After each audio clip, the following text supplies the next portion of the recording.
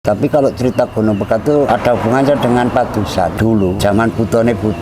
Jam malam itu ada orang kota lesung. Terus saking jengkele Mbah Gedhe wae lesungnya dibuak ini nelorong tadi pedet. Dan itu ada sebuah ya memang pemukiman lagi ya, bicaranya pemukiman lagi.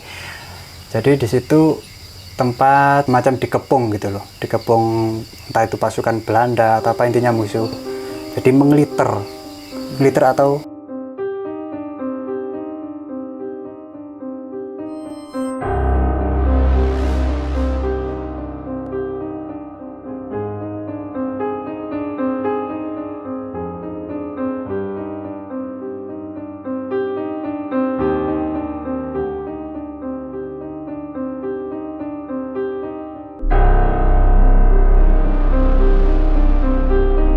sebuah kisah hikayat kuno yang seringkali dipercaya secara luas sebagai sebuah kebenaran.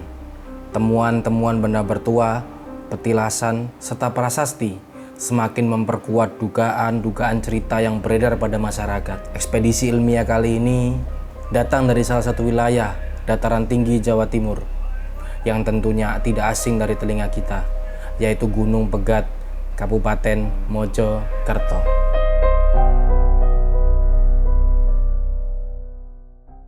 Mari rekan-rekan belum mengawali pendakian ke Gunung Pegat, alangkah baiknya kita berdoa agar nanti diberi keselamatan dengan tujuan puncak dan akhir ya, Sampai finish. sampai kembali ke base camp. Amin.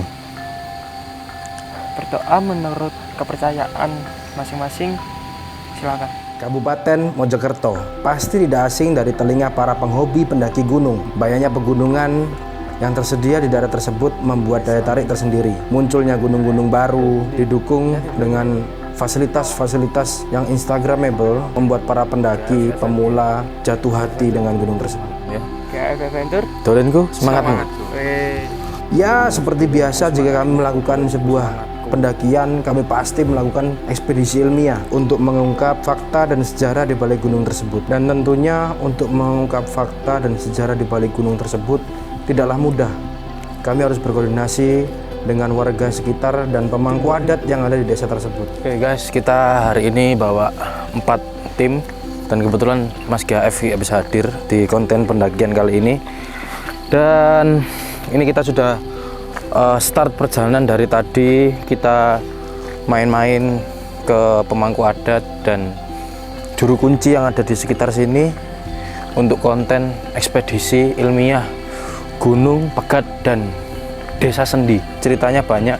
Semua gunung yang ada di Indonesia pasti memiliki kisah dan ceritanya masing-masing, dan tentunya tidak lepas dari hal-hal yang berbau spiritual, entah itu masuk akal atau tidaknya. Narasumber kali ini datang dari pengelola Gunung Pegat sendiri yang bernama Mas Wawan. Halo Mas. halo. Sehat Mas? Alhamdulillah Dengan Mas sehat. Sinten? Dengan Mas Wawan. Mas Wawan. Nggih. Mas Wawan ini sebagai pengelola teman-teman ya yang di sini. Mungkin bisa diperkenalkan secara singkat Mas. Oke, nama saya Wawan, biasa dipanggil WW. Saya selaku pengelola Gunung Pegat di sini, khususnya Puncak Rengganis ya. Kalau saya sangkutkan ke Gunung Pegat ini, kenapa kok namanya Gunung Pegat? Gunung Pegat. Nah, jadi dinamakan Gunung Pegat itu banyak versi sebenarnya, Mas. Nah, dari cerita-cerita masyarakat di sini itu ada versi tersendiri dari masyarakat di bawah Gunung Pegat yang khususnya di Desa Podorejo. Di situ juga ada versi tersendiri. Dari peta perhutani juga ada versi tersendiri, Mas. Jadi banyak. Jadi salah satunya kalau dari versi masyarakat setempat di sini itu pun ada 2 versi. Jadi yang satu versi itu dulunya itu ada hajatan pernikahan gitu. Dan di situ kan dulunya sebuah permukiman atau sebuah desa gitu kan ya. Waktu Sendi lama. Jadi di situ ada pernikahan dan di situ habis menikah bercerai. Nah, di tempat itu mungkin singkatnya seperti itu. Jadi dinamakan Gunung Pegat ya. Jadi untuk versi yang lain dulunya itu ada sebuah gunung, satu gunung kan ya. Jadi itu kena senjata atau kena sebuah apa namanya alu atau lesung gitu kan. Lesung. Nah, jadi diarahkan ke sana, jadi mengenai gunung itu dan terpisah. Jadi di situ kan ada lubang gini kan. Jadi antara Pegat dan Lorokan itu kan kayak gini. Nah, jadi itu yang dinamakan Pegatnya di situ. Jadi sebenarnya gunung ini dari Rengganis sampai pendakian Lemah Dhuwur itu semuanya Pegat. Jadi banyak puncak-puncak di situ. Jadi ada puncak Lorokan, Alap-alap, dan juga Rengganis itu kan. Itu masih satu punggungan Mas ya? Satu punggungan, jadi satu gunung. Satu gunung. Nah, tapi banyak puncaknya. Banyak gitu. puncak.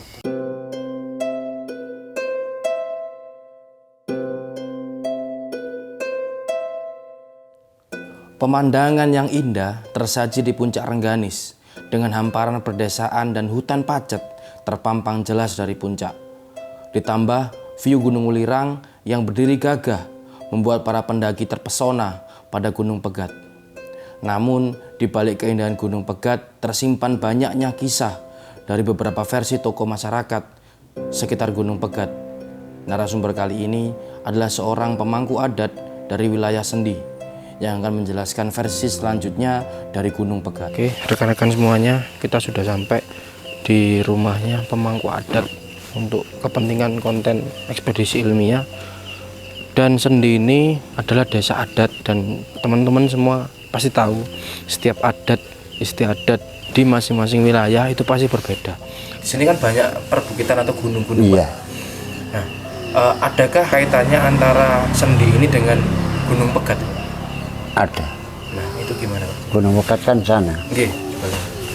Ya dulunya Gunung Pegat itu kan juga wilayah Sendi juga. Iya. Tapi kalau cerita Gunung Pegat itu ada hubungannya dengan Padusan. Itu kan dulu zaman Putone Buto. Di Padusan sana, Ki Gede Padusan kan waktu itu marah, muring-muring pojok ini.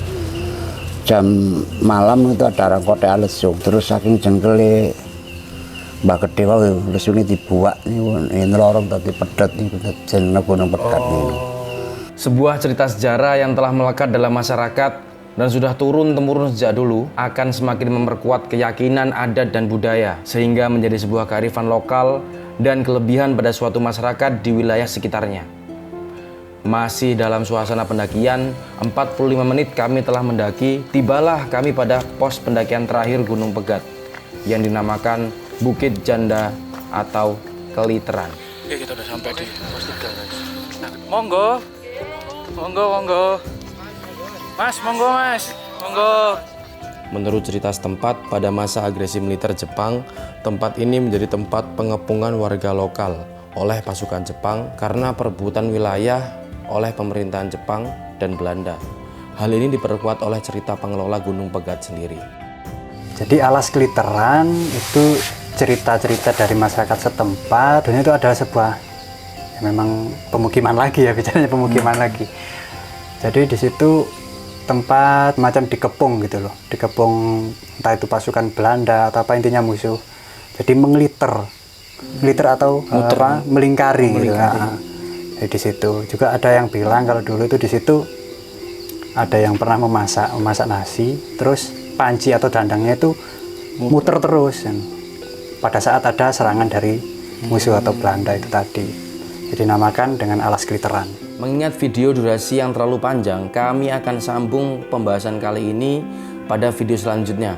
Di video part 2 berisi tentang temuan benda bertua, cerita Puncak Poncogo, dan temuan gua yang tidak jauh dari Gunung Pegat.